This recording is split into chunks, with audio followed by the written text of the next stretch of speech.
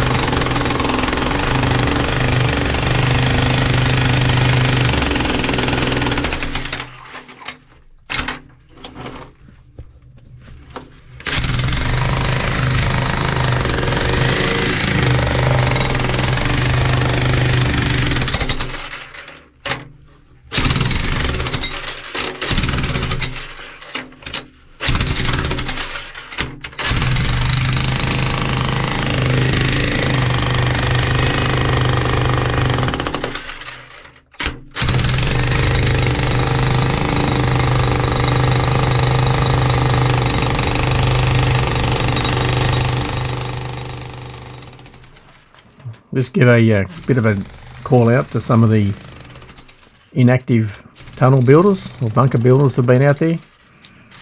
So the original one that got my attention was Turbo Conquering Mega Eagle. Dale, of course, Backyard Bunker Builder. And Tunnel Trek. He was doing some good work. Greyman was doing a good job under his shed, digging down in his shed, similar to what Lex is doing. But hasn't been on for a little while. Hope they're all doing okay.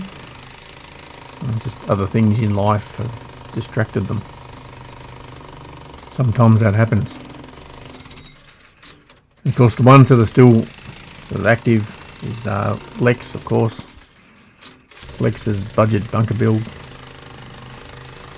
Modern Hillbilly. That's an interesting little exercise. I think he's in Canada. Somewhere down there anyway. Up there. I'm in Australia, so everything's sort of upside down or inside out. Carla Engineer. Too sure where Carla is. Somewhere in the States, I think, but it doesn't matter. She's digging a bunker under her house. Pretty serious exercise too. Very impressive. Peleas. P-A-L-E-A-S. Digging, looks like in a rainforest. Digging into the side of a hill in a rainforest. And if you go back to some early videos, assuming they're still there, with digging out, looks like digging out a series of tunnels underneath the building. That was pretty interesting too, some of the earlier videos. And Nexus Orion BCT was doing a bit of digging. It looked like in a shed, under a shed. That looked like a good little project as well. Anyway, if you haven't heard of them, go and check them out. Of course, even if you watch some of the older videos, if you haven't seen them before, it's all new, isn't it? Even though they may not be currently active.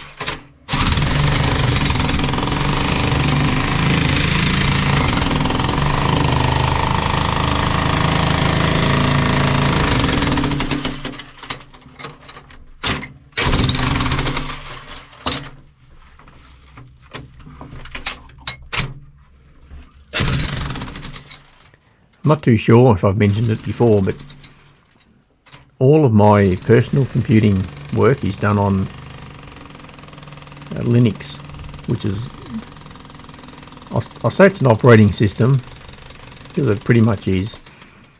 Some people get a bit pedantic and say, oh no, Linux is just the kernel, and the operating system is like Mint. Mint is a type of a distribution of Linux. Anyway, I'll just call it Linux for now. It's virtually a replacement for Windows. So it looks and feels very much like Windows. It's got some differences. It's obviously not Windows when you're using it, but it's similar. It's got windows and menus and drop down things like that. And it can do everything that Windows can do if it's in a browser, which most things are these days. So most things you can just do. And then other tasks that you want to do, there's often a program that will do it. What they call applications now. Like for example, there's a video editor. There's quite a few actually. The one I use is called Kdenlive, Kdenlive. But there's other ones as well. And there's a spreadsheet program similar to Excel, but not quite the same. There's a document writer similar to Microsoft Word, but again, not quite the same. Anyway, if anyone's interested in seeing a bit more about it and how I edit videos, if they're curious, then let me know and I'll set up a screen recording session. I record the screen and go through how I edit videos using a platform or an operating system and program different to what I'm guessing most of you use. I'm guessing most of you use an Apple product or a Windows-based product, maybe something on Android, I don't know, but something that's a lot more common. Although recently, what I've been reading is a lot more people are switching over to Linux than has been in the past.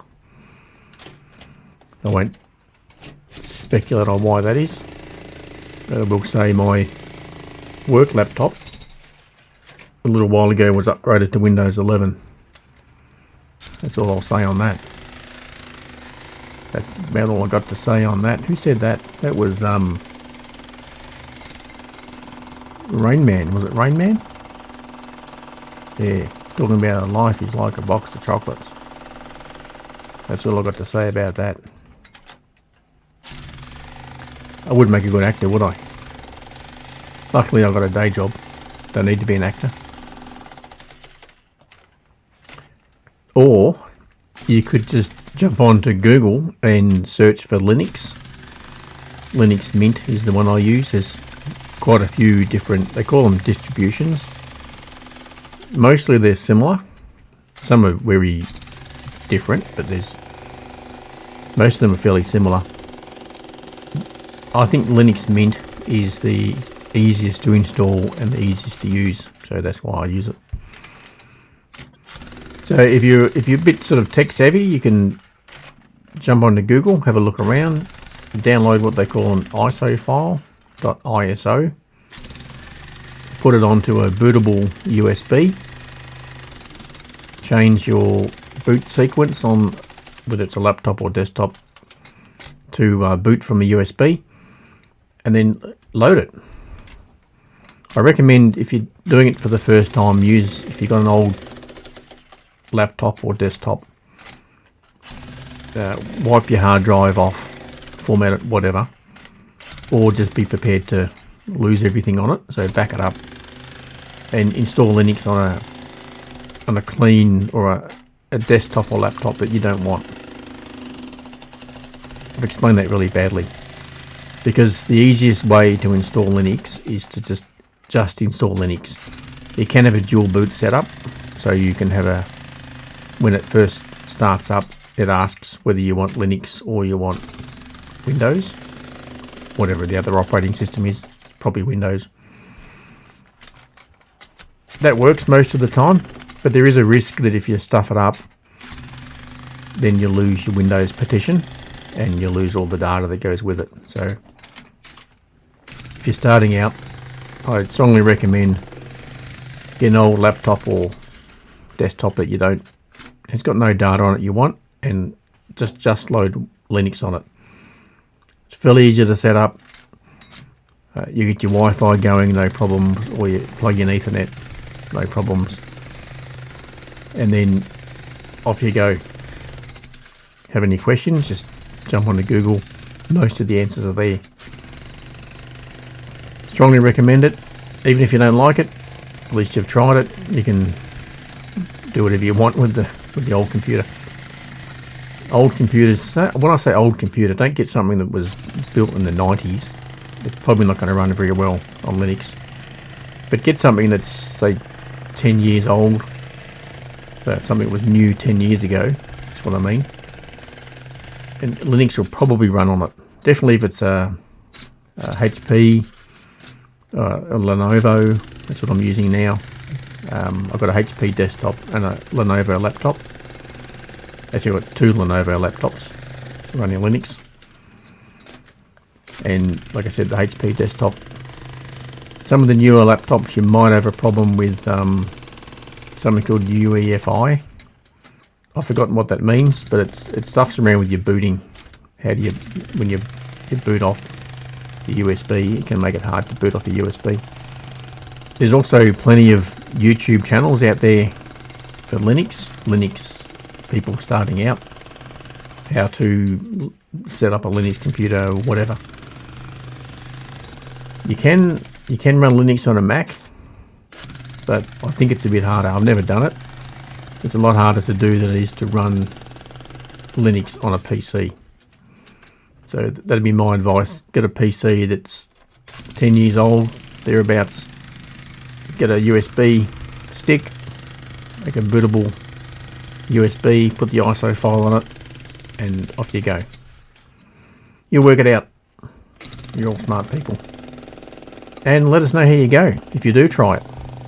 Let us know if I've motivated you to try it out and how you go. But persist with a little bit. It's all achievable. Unless you're a Adobe fanboy or fangirl. That's probably the biggest complaint I see about Linux is Adobe. Adobe doesn't run on Linux. So if you're hooked into the Adobe world, you're probably going to be disappointed, but it'll do most other things. Like I said, I only run Linux for my own personal stuff. The only time I've recently I do have Windows on an old laptop I've got. Only time I've had to fire that up is I've got a ham radio that you configure it using software that only runs on Windows. So that's a bugger. But those sort of things happen occasionally, but generally speaking, you'd be alright. Give it a go. Do yourself a favour and give it a go.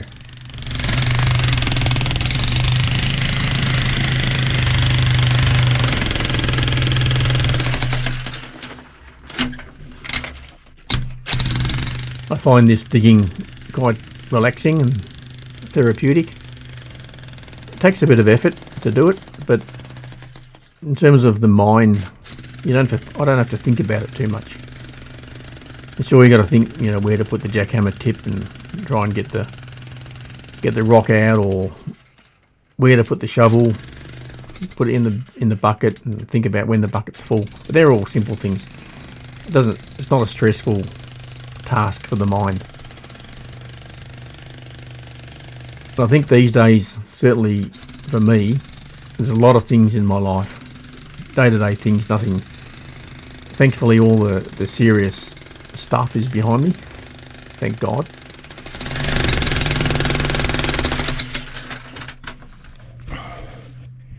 Alright, that's it for the jackhammering.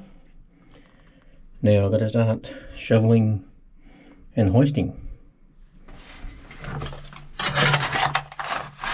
But there's a lot of day-to-day stuff that I've got to do, and it's decisions. I don't really know what to do. Got to think about it. other people are involved. It's a bit of a unknown. You got to think about them. What do they want to do? So I wouldn't say it's overly stressful, but it's another layer of thinking. There could be more than one layer. Could be a couple of layers, couple of variables. Maybe make a few phone calls to talk to a few different people, try and line things up, and then some things get put off. I do that. I put some things off. Think, sounds a bit hard. I'll do it later. Then it's dwelling on my mind, which is silly. Shouldn't do it, but it does happen. Anyway, you break it all down. Simple things. It's just me. Just very simple decisions that I've done. I've made those decisions many times before. Like I said, where to put the jackhammer tip. And it doesn't really matter if I put it in the wrong spot.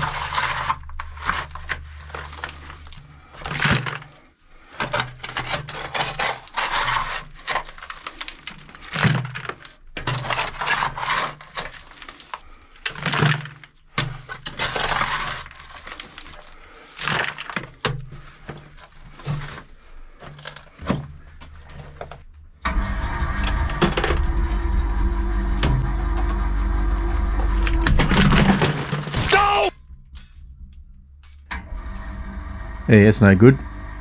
The handle broke away from the bucket, or maybe I should say the bucket broke away from around the handle. Plastic of the bucket's probably been affected by the sun. It's been out in the sun a little bit. That's why you don't stand under the bucket while it's being hoisted up.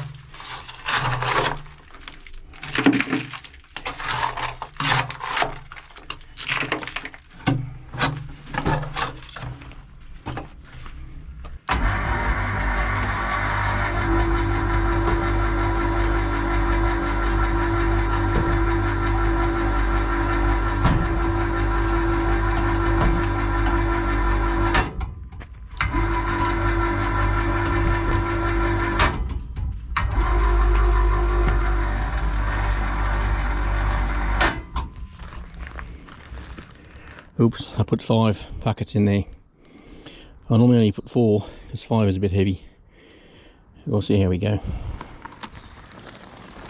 This is an area that I drive along in the ute to get further down the back. You sort of go, you drive away from the screen where the camera is and then over the ridge and then turn right, get down to another area. It's on a bit of an angle, so I thought I'd just use some of the rock to make it a bit flatter. When you're driving along, you're not sort of trying to fall out of the driver's side door when you're going out, and then when you're coming back, of course, you're going to try and fall into the passenger seat because it's on an angle. And it's a good place to get rid of a bit of rock.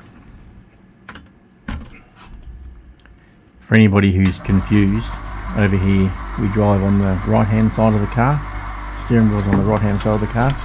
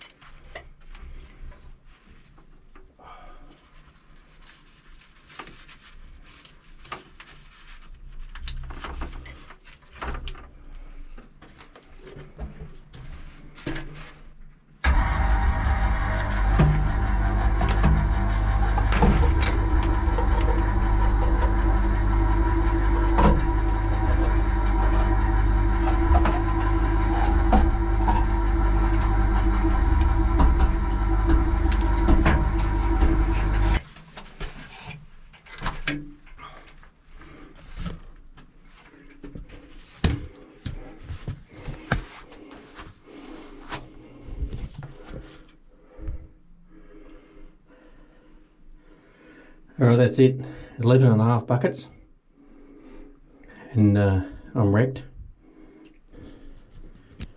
Alright, the camera overheated, so I took the little windsock thing off it. It gets hot, this thing. It's almost too hot to touch. I'm just holding it with my fingers. So that was a good little session. You know, obviously I just go around and jackhammer stuff. Get the high spots, so next time I come down I'll do that corner. And just keep on doing the same thing. I think I'll measure the depth, but I think I'm about 11 feet down at the moment. So from there to the top is about 11 feet. So that's not bad. And then I think, I don't know exactly know where, but somewhere around here, because I want a couple of feet of rock above where I start going in. So probably about here somewhere is where I'll go in, and that's about, at the moment, probably 2 feet below where my head is, so which means I've got to go down about 2 feet. Go down about 2 feet more, and then start going in, because I could start going in now for a bit of fun. maybe I will. But I do need to do something about the top. Put a collar around of some sort. Because I realised I got myself in a bit of a hole, literally. Now it's going to be hard working up there because I'm down here. So when I do something up there, I'm going to have to put a platform in or something.